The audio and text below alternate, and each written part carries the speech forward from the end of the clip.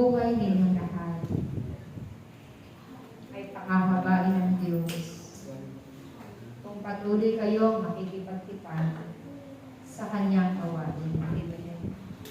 Aking mga anak, ako ang inyong minamahal. At sa pagsunod sa kalooban ng Diyos, kayo'y hindi mapapahama.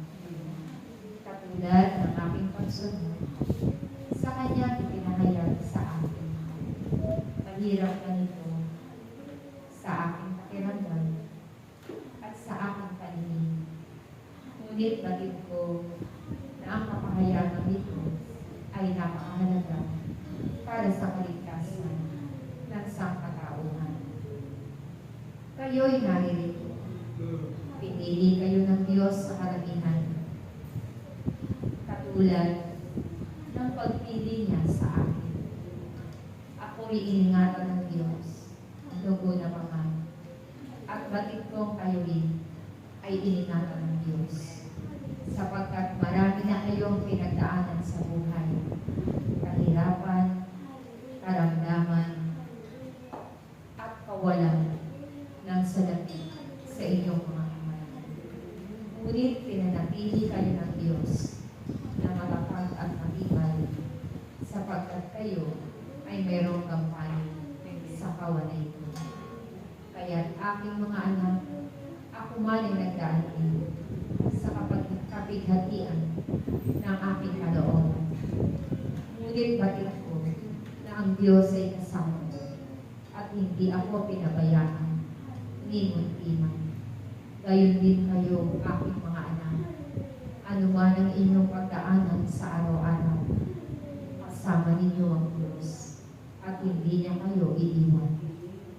Kaya't ako na inyong Inang Maria ay mananalangin para kayong lahat ay pagalingin, para kayong lahat ay Kanyang palaksin, sapagkat kayo nga ang pinili ng Diyos na Kanyang patuloy na ipinapanalangin sa Ama, sapagkat ang inyong tungkulin ay ang paghayo ninyo dito sa sanlibutan upang ipahayag ang Kanyang pangalan, upang ipahayag kung paano kayo iniligtas ng Diyos, kung paano niya kayo iningatan sa maraming pagsubok sa inyong mga buhay.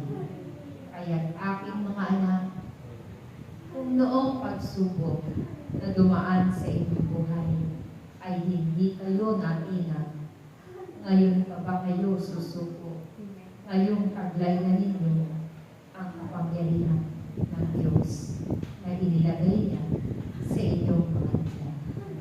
Kaya't huwag kayong matakot anuman ang dumating na unos.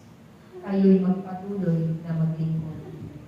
At ito lamang ang aking tagubilin sa inyong lahat. Huwag na huwag kayo tatalikod sa gawa ng Diyos. Sapagkat pinili niya kayo, hiniram niya kayo. Diyos ang pumili sa inyong lahat at hindi ang taong nakapaligid sa inyong lahat. Kung bakit kayo naririto, kung bakit kayo ay nagtaglay ng mga espesyal na regalo, sapagkat ito ang kalooban ng Diyos sa inyong panahon, na kayo'y Kanyang pupuspusin, lilinisin ang inyong mga dila at bibigyan ng bagong pananalita upang sa pamamagitan ng mga regalong iyon, ang piling ng Diyos ay napapanahon upang marinig ng sangkatauhan.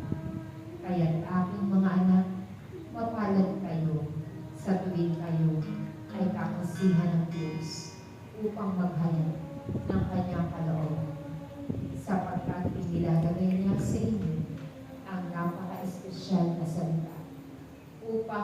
mensahe ng Diyos ay inyong ihatid.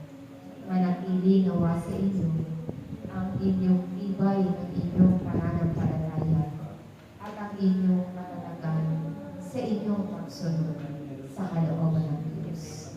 Magkaisa kayo sa bawat gawain na inilalahad ng Diyos sa inyong lahat. At ako, na inyong inang Maria, ay kasama ninyo maglalakbay. Kasama ninyo ako at ako'y patuloy na mananalig